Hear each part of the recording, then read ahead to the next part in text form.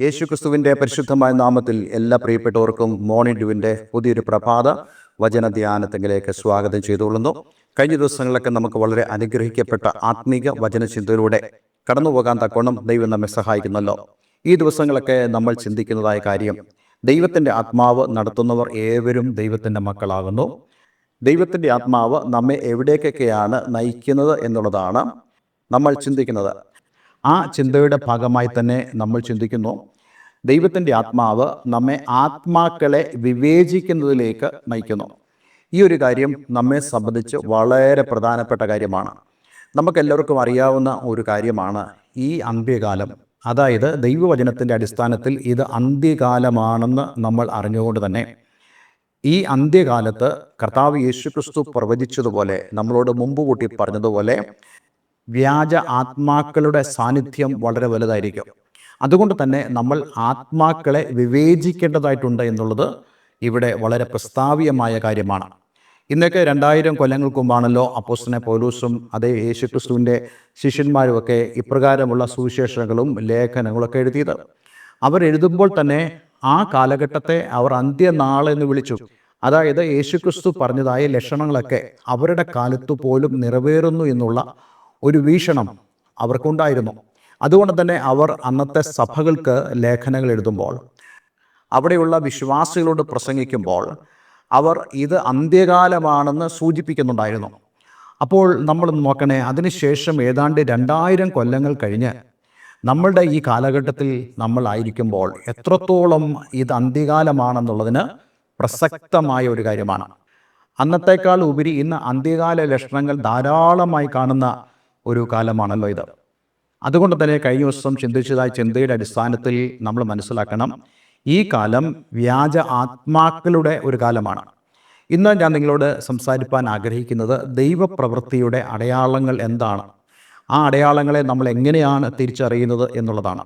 ഇന്നലത്തെ വചനധ്യാനത്തെങ്കിൽ നമ്മൾ ചിന്തിച്ചത് സാത്താന്യ തൃത്വത്തെക്കുറിച്ചാണ്. അതായത് ദൈവത്തിന് തൃത്വമുള്ളതുപോലെ തന്നെ, അല്ലെങ്കിൽ ദൈവത്തിൽ 3 ആളത്വം ഉള്ളതുപോലെ തന്നെ സാത്താനിലും 3 ആളത്വങ്ങളുണ്ട്. ആ ആളത്വങ്ങളുടെ അടിസ്ഥാനത്തിലാണ് ഇന്ന് സാത്താൻ പ്രവർത്തിക്കുന്നത്. അതുമായി ബന്ധപ്പെട്ട് ഒരു വളരെ പ്രധാനപ്പെട്ട വാക്യം ഞാൻ നിങ്ങളെ വായിച്ചു കേൾപ്പിച്ചിരുന്നു. ആ വാക്യത്തിലേക്ക് നമുക്കൊന്ന് പോയിട്ട് നമ്മൾ ഇന്നത്തെ ചിന്തയിലേക്ക് കടന്നു വരുന്നതാണ്. നമ്മൾ വായിച്ചത് വെളിപ്പാട് പുസ്തകം 13-ാം അധ്യായം അതിൻ്റെ 11 മുതൽ 14 വരെയുള്ള വേദഭാഗമായിരുന്നു. മറ്റൊരു മൃഗം ഭൂമിയിൽ നിന്ന് കയറുന്നത് ഞാൻ കണ്ടു. അതിന് കുഞ്ഞാടിനുള്ളതുപോലെ 2 കൊമ്പുണ്ടായിരുന്നു. അത് മഹാസർപ്പം എന്ന പോലെ സംസാരിച്ചു. അത് 1-ാമത്തെ മൃഗത്തിന് മുമ്പാകെ അതിൻ്റെ അധികാരമെല്ലാം നടത്തി ഭൂമിയെയും അതിൽ വസിക്കുന്നവരെയും മരണകരമായ മുറിവ് പുറത്തുപോയ 1-ാം മൃഗത്തെ നമസ്കരിക്കുമാറാകുന്നു. അത് മനുഷ്യർ കാണുക ആകാശത്തിൽ നിന്ന് ഭൂമിയിലേക്ക് തീ ഇറങ്ങുമാറ് വലിയ അടയാളങ്ങൾ പ്രവർത്തിക്കുകയും മൃഗത്തിൻ്റെ മുമ്പിൽ പ്രവർത്തിപ്പാൻ തനിക്ക് ബലം കിട്ടിയ അടയാളങ്ങളെ കൊണ്ട് ഭൂവാസികളെ തെറ്റിക്കുകയും വാളാൽ മുറിവേറ്റിട്ടും ജീവിച്ച മൃഗത്തിന് പ്രതിമ ഉണ്ടാക്കുവാൻ ഭൂവാസികളോട് പറയുകയും ചെയ്യുന്നു. വാസ്തവത്തിൽ ഇത് വെളിപ്പാട് പുസ്തകത്തിൽ കാണുന്ന വളരെ പ്രധാനപ്പെട്ട പ്രവചനികമായ ചില കാര്യങ്ങളാണ്. നമുക്കറിയാം, നമ്മുടെ ബൈബിളിൽ നമ്മൾ ഏറ്റവും കുറവ് വായിക്കുന്ന ഒരു പുസ്തകമാണ് വെളിപ്പാട് പുസ്തകം. അതിന് പല കാരണങ്ങളുണ്ട്. അതിലൊരു പ്രധാനപ്പെട്ട കാരണം എന്ന് പറയുന്നത് സാത്താനെക്കുറിച്ചും അവൻ്റെ വിധിയെക്കുറിച്ചും നടക്കാൻ പോകുന്ന വളരെ ഉറപ്പുള്ളതായ കാര്യങ്ങൾ ഉള്ളതുകൊണ്ടും സാത്താൻ ഇത് നമ്മൾ വായിക്കുവാൻ സമ്മതിക്കുകയില്ല. എനിക്ക് ഈ കാര്യത്തിൽ ഉറപ്പുണ്ട്. അനേക ക്രിസ്ത്യാനികളും അല്ലെങ്കിൽ ദൈവമക്കളെന്ന് പറയുന്ന ആളുകളും വെളിപ്പാട് പുസ്തകത്തെ അവഗണിച്ചു പോകാറുണ്ട്. പക്ഷേ നമ്മളിവിടെ വായിച്ചു മനസ്സിലാക്കേണ്ടത് പിശാചിന് വരുന്നതായ ആ വിധി എന്താണ്, അതേപോലെ തന്നെ ഈ അന്ത്യകാലത്ത് പിശാച് എങ്ങനെയാണ് പ്രവർത്തിക്കുന്നത് എന്നൊക്കെ നമ്മൾ മുൻകൂട്ടി മനസ്സിലാക്കുകയും അതിനനുസരിച്ച് നമ്മൾ ആത്മീയമായ ജീവിതം നയിക്കുകയും ചെയ്യണം. അപ്പോൾ ഇവിടെ വായിക്കുന്ന ഈ മൃഗം എന്നുള്ള വിഷയത്തെക്കുറിച്ചൊക്കെ നമ്മൾ കഴിഞ്ഞ ദിവസം ഒരു വിശദീകരണം നൽകുകയുണ്ടായി. അതായത് സാത്താൻ്റെ തൃത്വം, സാത്താൻ്റെ ആളത്വങ്ങൾ എന്നുള്ള വിഷയത്തിൽ 3 ആളത്വങ്ങളെ ഇന്നലെ നമ്മൾ കാണുകയുണ്ടായി. ദൈവത്തോട് എതിര് നിൽക്കുന്ന മഹാസർപ്പം എന്ന ഒരാളത്വം, അതേപോലെ തന്നെ സമുദ്രത്തിൽ നിന്നും കയറി വരുന്നതായ മൃഗം, അതായത് കർത്താവ് യേശുക്രിസ്തുവിനെ എതിരിടുന്നതായ അന്തിക്രിസ്തു എന്നുള്ള സാത്താനിക ആളത്വം, 3-ാമതായിട്ട് കള്ളപ്രവാചകൻ, അതായത് ഭൂമിയിൽ നിന്നും കയറി വരുന്ന മൃഗം എന്നുള്ള രീതിയിൽ ദൈവത്തിൻ്റെ പരിശുദ്ധാത്മാവിൻ്റെ പ്രവർത്തനങ്ങളെ വിരോധിക്കുകയും അതേപോലെ തന്നെ അന്തിക്രിസ്തുവിനെ ആരാധിക്കുന്നതിലേക്ക് ജനത്തെ ഒരുക്കുന്നതുമായ ഒരു പ്രവൃത്തിയാണ് ഈ കള്ളപ്രവാചകൻ എന്നുള്ള ഈ മൃഗം ചെയ്യുന്നത്. അപ്പോൾ നമ്മൾ ഓരോരുത്തരും മനസ്സിലാക്കണം, നമ്മൾ സാധാരണയായിട്ട് പ്രസംഗിക്കുമ്പോൾ ദൈവദാസന്മാരൊക്കെ പറയാറുണ്ട്, ഇത് പരിശുദ്ധാത്മാവിൻ്റെ കാലമാണ്. അതായത് കർത്താവ് യേശുക്രിസ്തു വാഗ്ദത്തം ചെയ്തതുപോലെ ദൈവത്തിൻ്റെ പരിശുദ്ധാത്മാവ് ഇന്ന് ഭൂമിയിലുണ്ട്.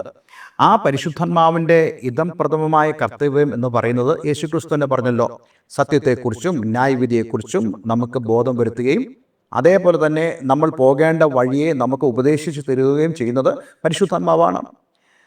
സഭയെ ഒരുക്കുന്നത് പരിശുദ്ധാത്മാവാണ്. അതേ സഭയെ കർത്താവിൻ്റെ വരവിന് വേണ്ടി ഒരുക്കുന്നത് ഈ പരിശുദ്ധാത്മാവാണ്. ഈ സാത്താന്യ തൃത്വത്തിലും ഈ ഭൂമിയിൽ നിന്ന് കയറി വരുന്നതായ ഈ കള്ളപ്രവാചകൻ എന്ന മൃഗം ചെയ്യുന്നത് പരിശുദ്ധാത്മാവിനെ വിരോധിക്കുകയും അതേപോലെ തന്നെ പരിശുദ്ധാത്മാവിനാൽ ദൈവജനം യേശുക്രിസ്തുവിൻ്റെ വരവിന് വേണ്ടി ഒരുക്കപ്പെടുന്നത് പോലെ തന്നെ ഈ മൃഗം ചെയ്യുന്നത് ആളുകളെ അന്തിക്രിസ്തുവിൻ്റെ വരവിന് വേണ്ടി ഒരുക്കുകയും അന്തിക്രിസ്തുവിനെ ആരാധിപ്പാൻ തയ്യാറാക്കുകയും ചെയ്യുന്നു എന്നുള്ളതാണ്. അപ്പോൾ നമ്മൾ ചോദിക്കും, എവിടെയാണ് ഇന്ന് ഈ കള്ളപ്രവാചകന്മാർ? നമുക്ക് കള്ളപ്രവാചകന്മാരെ എങ്ങനെ കാണുവാൻ സാധിക്കും, അറിയുവാൻ സാധിക്കും? ഞാൻ ഇന്നലെ നിങ്ങളോട് പറഞ്ഞല്ലോ, നമ്മുടെ ഇടയിൽ തന്നെ ഈ കള്ളപ്രവാചകനുണ്ട്. നമ്മുടെ ഇടയിൽ തന്നെ ഇതുണ്ട്. കാരണം ഇത് ഭൂമിയിൽ നിന്നും കയറി വരുന്നതായ ആത്മാവാണ്, അല്ലെങ്കിൽ മൃഗമാണ്. അപ്പോൾ ഇതിൻ്റെ പ്രവൃത്തി എന്താണെന്ന് നമ്മൾ വായിച്ചല്ലോ.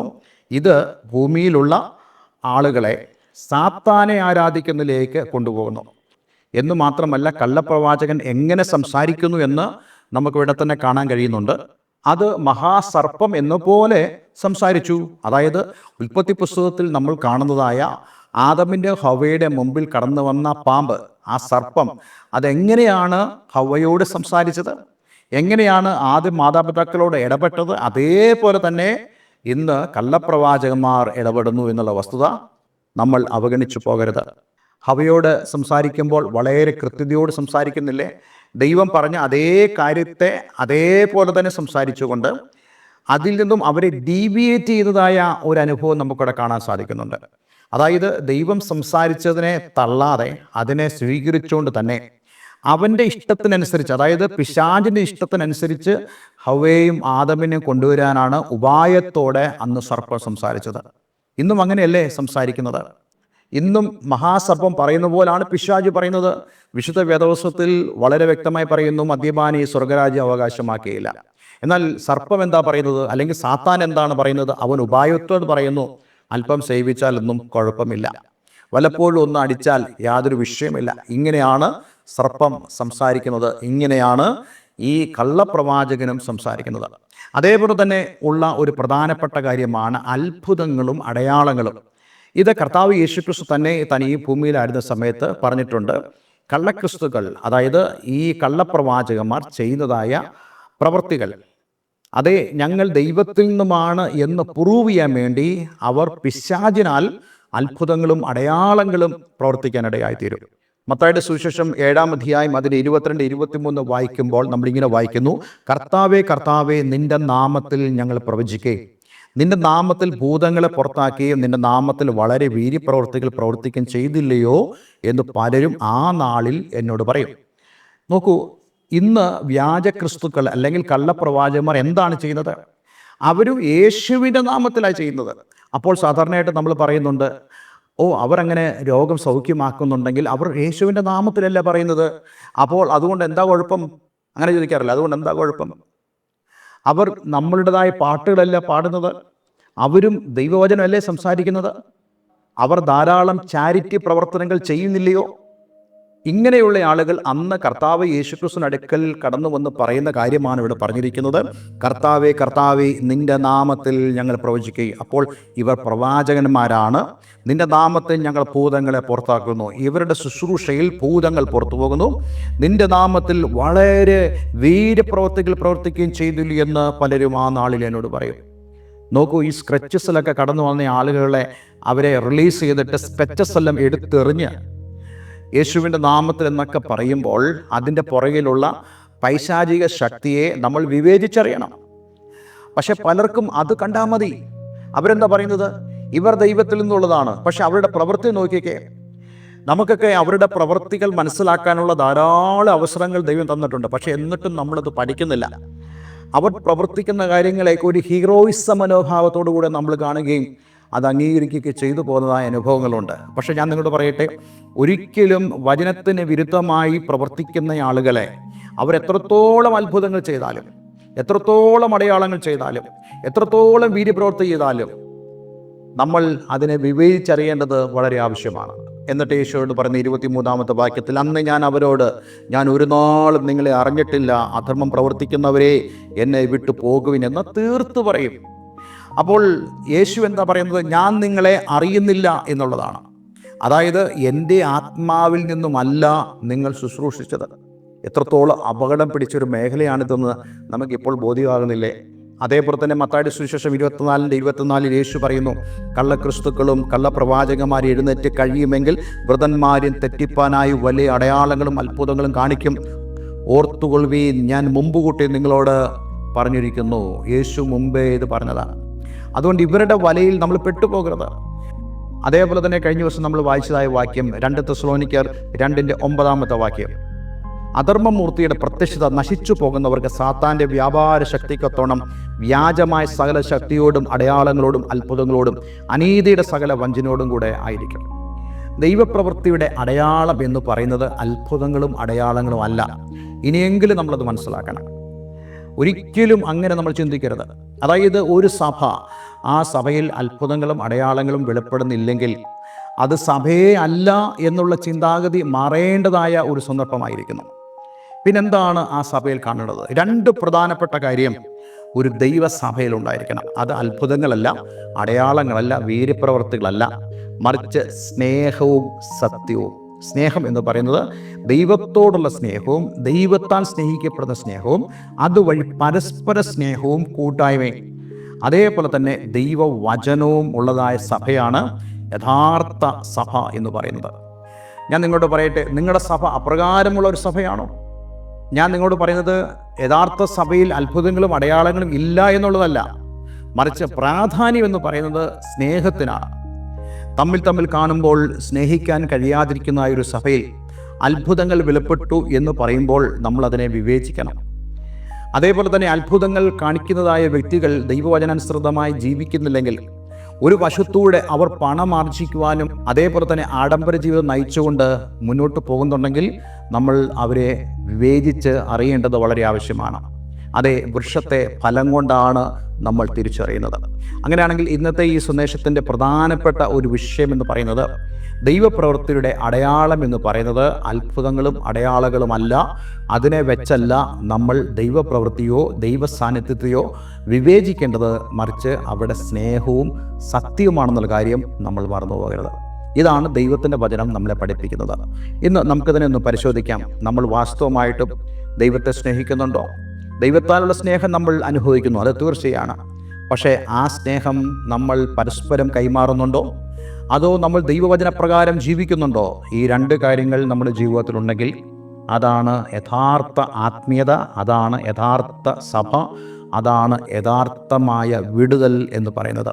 അതിലേക്ക് കടന്നു വരുവാൻ ഇന്ന് ഞാൻ നിങ്ങളെല്ലാവരെയും ആഹ്വാനം ചെയ്യുന്നു. അതുകൊണ്ട് ഇത് അന്ത്യകാലമാണ്. വ്യാജ ക്രിസ്തുക്കളെയും കള്ളപ്രവാചകന്മാരുടെയും പുറകെ ആരും പോകരുതേ.